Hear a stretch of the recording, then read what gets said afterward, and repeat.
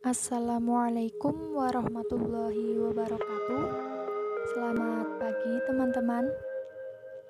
Kami dari kelompok 5 akan mempresentasikan hasil diskusi kami mengenai Mazhadir Al-Ahkam 3 yang beranggotakan yang pertama ada Aisyah dengan NIM 4320051. Yang kedua ada Eka Febrianti dengan NIM 4320060. Dan yang terakhir ada Mutiara Septi dengan NIM 4320112. Pembahasan yang pertama mengenai pengertian maslahah mursalah. Maslahah mursalah terdiri dari dua kata, yaitu maslahah dan mursalah. Mazhari adalah jamak dari maslahah. Dalam bahasa Indonesia menjadi maslahat, yang berarti sesuatu yang mendatangkan kebaikan. Secara etimologi berarti manfaat, faidah, bagus, baik, kebaikan, guna atau kegunaan. Dalam bahasa Arab, maslahat itu lawan kata dari mafsadat yang berarti kerusakan atau kebinasaan. Saleh lawannya fasid yang berarti orang yang merusak atau membinasakan. Secara terminologi, definisi maslahah yang dikemukakan ulama ushul fikih yang pada prinsipnya hampir sama dengan Imam Al-Ghazali, bahwa pada prinsipnya maslahah adalah mengambil manfaat dan menolak kemudaratan dalam rangka memelihara tujuan-tujuan syara. Macam-macam dari maslahah mursalah. Yang pertama, segi prioritas penggunaannya. Yang kedua, segi cakupan atau kandungannya. Yang ketiga, segi dapat berubah atau tidaknya. Dan yang terakhir, segi keberadaan maslahah menurut syara. Kehujahan maslahah mursalah. Maslahah mursalah sebagai salah satu alasan dalam menetapkan hukum syara pada prinsipnya jumhur ulama. Dalam penerapan dan penempatan syaratnya, mereka berbeda-beda pendapat.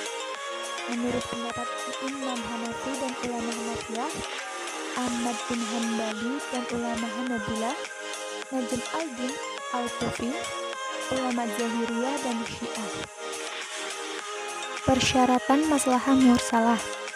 Agar dapat menjadikan maslahah mursalah sebagai dalil dalam menetapkan hukum, ulama Malikiyah dan Hanabilah mempunyai 3 syarat, yaitu yang pertama, kemaslahatan itu sejalan dengan kehendak syara dan termasuk ke dalam sejenis kemaslahatan yang didukung nas secara umum, bersifat rasional dan pasti, bukan sekedar perkiraan. Yang kedua, menurut Al-Ghazali, syarat yang harus dipenuhi terhadap kemaslahatan yang dapat dijadikan hukum. Yang ketiga, menurut Abdul Wahab Khalaf, maslahah mursalah dapat dijadikan sebagai legislasi hukum Islam bila memenuhi syarat. Pengertian ihtisan. Pengertian istihsan dalam bahasa Arab menganggap sesuatu itu baik atau mengikuti sesuatu yang baik atau menganggap baik atau bagus. Menurut Al-Bazzawi, istihsan adalah meninggalkan keharusan menggunakan kias dan berpindah kepada kias yang lebih kuat, atau mentaksis kias dengan dalil yang lebih kuat dari kias tadi.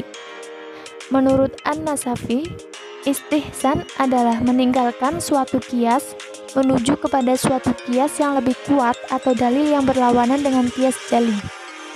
Menurut Abu Hasan Al-Karhi, istihsan adalah perpindahannya seorang mujtahid dalam memberikan hukum dalam suatu masalah. Macam-macam istihsan. Ditinjau dari segi perpindahan suatu hukum, istihsan dapat dibagi menjadi berbagai macam. Menurut ulama Hanafiyah, beliau membagi macam-macam istihsan menjadi 3. Yang pertama yaitu berpindahnya suatu hukum dari qiyas zohir kepada suatu qiyas kafi. Contoh, berdasarkan qiyas zohir, yaitu hak pengairan tanah pertanian dan hak lalu lintas di dalam harta wakaf tanah pertanian tidak termasuk harta wakaf apabila tidak disebut dengan tegas pada waktu mewakafkannya. Sebab wakaf dikiaskan kepada hal jual beli, yaitu sama-sama berakibat hilangnya atau mengeluarkan hak milik dari seorang pemiliknya. Yang kedua yaitu berpindahnya suatu hukum yang ditetapkan oleh nas yang umum kepada yang khusus. Contoh, kasus pencurian pada musim atau masa kelaparan. Berdasarkan nas yang umum telah tersebutkan dalam surat Al-Maidah ayat 38 yang artinya, pencuri laki-laki dan pencuri perempuan hendaklah dipotong tangannya. Melihat ayat tersebut di atas, setiap pencuri, baik laki-laki maupun perempuan, harus dipotong tangannya. Akan tetapi, Umar bin Khattab tidak melakukan hal tersebut. Yang ketiga yaitu berpindahnya suatu hukum yang kuli kepada hukum yang merupakan kekecualian. Contoh, orang yang dititipi barang harus bertanggung jawab atas barang yang dititipkan kepadanya. Apabila yang menitipkan meninggal dunia, maka orang yang dititipi barang tersebut harus mengganti barang tadi jika melalaikan dalam pemeliharaannya. Ulama-ulama Malikiyah membagi istisan kepada 3, yaitu istisan yang sanadnya urf, istisan yang sanadnya maslahah, dan istisan yang sanadnya raf'u al-kharaj. Pendapat ulama tentang istisan. Ada 3 pendapat ulama tentang nilai istisan sebagai hujah, yaitu yang pertama, pendapat dari ulama Hanafiyah, Malikiyah, dan Hanbaliyah yang mengatakan bahwa istisan adalah dalil syara. Dengan alasan yang pertama, istisan ditetapkan berdasarkan penelitian terhadap kasus-kasus dan hukum-hukum yang ternyata bahwa penggunaan kias adalah menerapkan yang umum atau dalil yang kuli, yang terkadang di dalam beberapa kasus menyebabkan hilangnya kemaslahatan manusia, karena kasusnya mempunyai kehususan-kehususan tersendiri. Alasan yang kedua yaitu istisan ditetapkan berdasarkan penelitian terhadap nas-nas syara yang menunjukkan bahwa Allah yang maha bijaksana berpindah dari sebagian kasus-kasus yang bisa digunakan kias atau umumnya nas kepada hukum lain yang memberikan kemaslahatan dan menolak kemafsadatan. Yang kedua yaitu para ulama yang menolak istisan sebagai dalil syara. Mereka beralasan sebagai berikut. Yang pertama, syariat itu berupa nas atau mengembalikan kepada nas dengan kias. Yang kedua, istisan tidak ada dablitnya dan tidak ada ukuran-ukuran untuk mengkiaskannya. Yang ketiga, apabila istisan dibolehkan dalam berijtihad yang tidak berdasarkan dengan nas atau tidak dikembalikan kepada nas, maka istisan boleh dilakukan oleh siapa saja, meskipun tidak mengetahui Al-Quran. Yang ketiga yaitu pendapat yang menyatakan bahwa istisan adalah dalil syara, bukan juga dengan dalil yang mustakil, akan tetapi kembali kepada dalil syara yang lain, sebab setelah diteliti tujuan pokok istisan itu tetap kembali kepada maslahat. Sanggahan Imam Syafi'i terhadap istisan.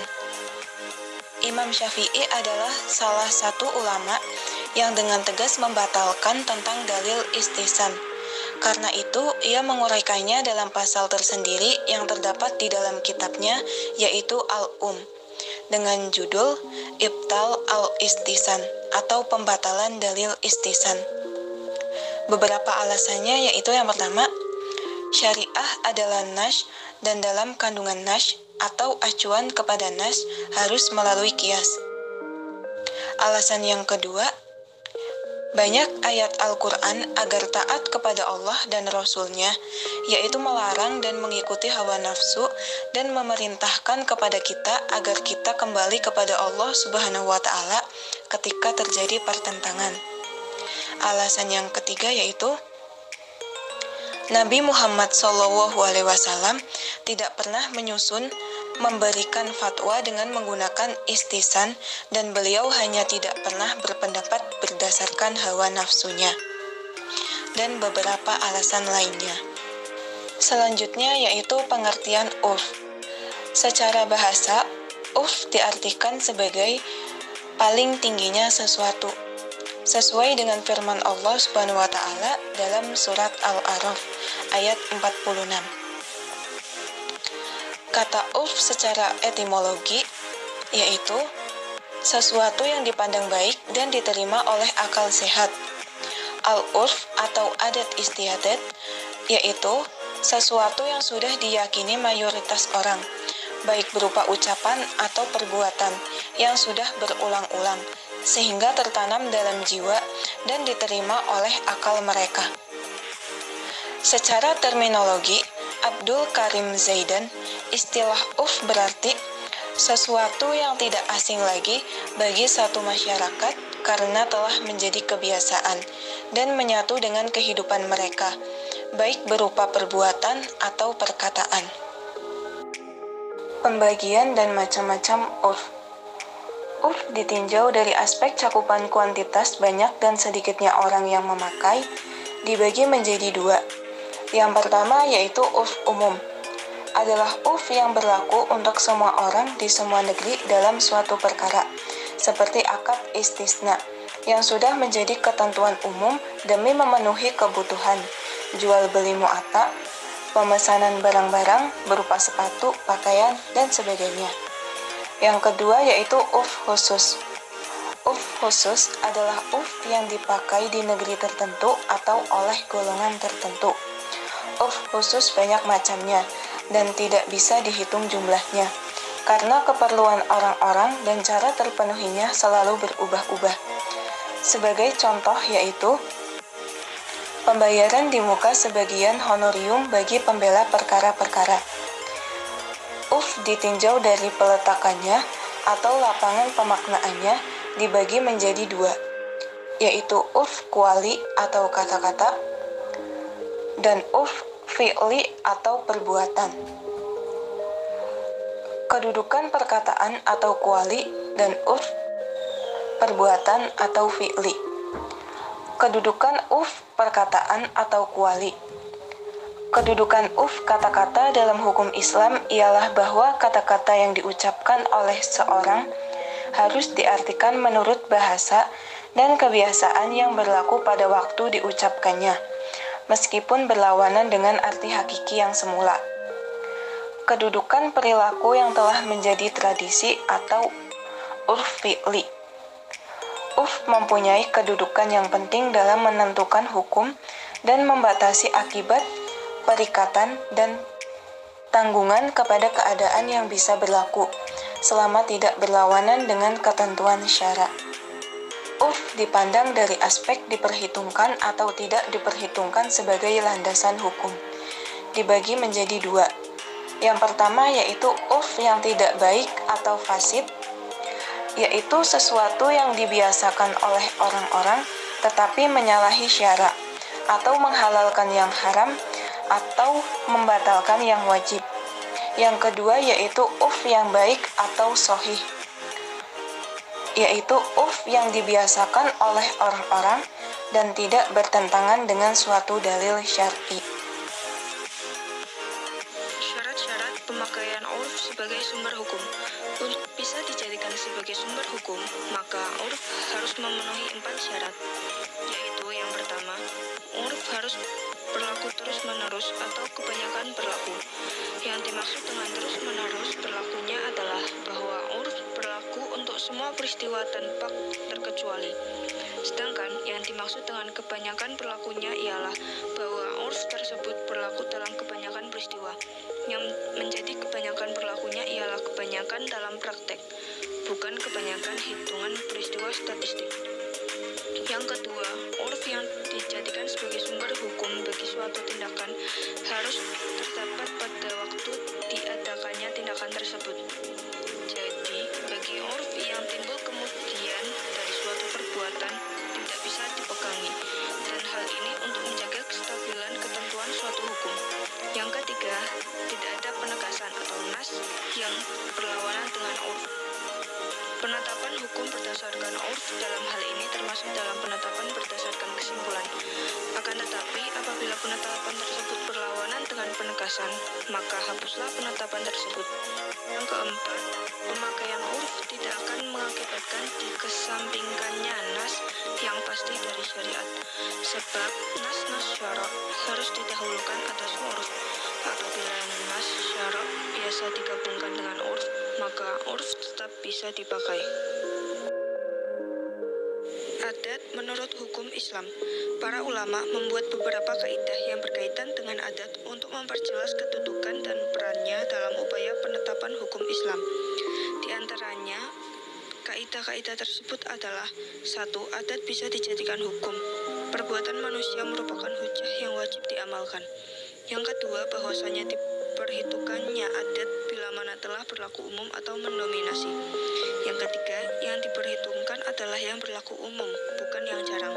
Yang keempat, makna hakikat dapat meninggalkan berdasarkan kebiasaan. Yang kelima, tulisan diposisikan sama dengan perkataan isyarat yang dipahami dari orang bisu seperti penjelasan dengan lisan. Yang keenam, sesuatu yang sudah dikenal sebagai urf ialah seperti sesuatu yang diisyaratkan sebagai syarat. Yang ketujuh, sesuatu yang ditentukan oleh urf sebagai sesuatu yang ditentukan oleh nas. Yang kedelapan, sesuatu yang sudah dikenal oleh para pedagang seperti sesuatu yang sudah menjadi syarat. Yang kesembilan, tidak dapat dipungkiri berubahnya hukum tergantung dengan perubahan waktu. Selanjutnya, bab istisop. Pengertian istisop. Menurut bahasa, istisop berarti persahabatan atau mencari teman, atau dapat dimaknai upaya pendekatan satu peristiwa lainnya, sehingga keduanya dinilai sama. Sedangkan pengertian istisop menurut terminologis, para ulama usul fikih berbeda dalam redaksinya, akan tetapi mempunyai makna yang sama. Berdasarkan beberapa definisi, dapat disimpulkan bahwa istisop adalah menggunakan hukum yang sudah ada atau hukum lama selama belum ada sesuatu yang mengubahnya, sehingga istisop bukan hukum baru, melainkan hukum lama yang dipertahankan. Macam-macam istisop. 1. Istisop al-ibahab al-asliyah adalah istisop yang didasarkan hukum asalnya dari sesuatu yang mubah. Yang kedua, istisop bara'ah al-asliyah, yaitu menetapkan hukum berdasarkan pada dasarnya semua orang bebas dari tuntutan beban sehingga ditemukan dalil yang menyatakan sebaliknya. Yang ketiga, istisop al-hukm, yaitu menetapkan hukum yang ada sejak masa lalu sampai sekarang hingga terdapat dalil yang merubahnya. Yang keempat, istisop al-wasf, yaitu istisop yang ditetapkan berdasarkan anggapan masih tetapnya sifat yang diketahui ada sebelumnya sampai ada bukti yang mengubahnya. Kehujjahan istisop. Menurut M. Abu Zahroh, sebagian besar ulama usul menerima 3 bentuk istisop, yaitu istisop al-ibahab al-asliyah, istisop bara'ah al-asliyah, dan istisop al-hukum. Sementara istisop al-wasf terjadi perbedaan pendapat para ulama. Selain kedua pendapat tersebut, menurut Mustafa Said Al-Han, terdapat kelompok lain yang terdiri dari bagian ulama Hanafiyah dan ulama Al-Syafi'iyah, Abu Husain Al-Basri, dan sekelompok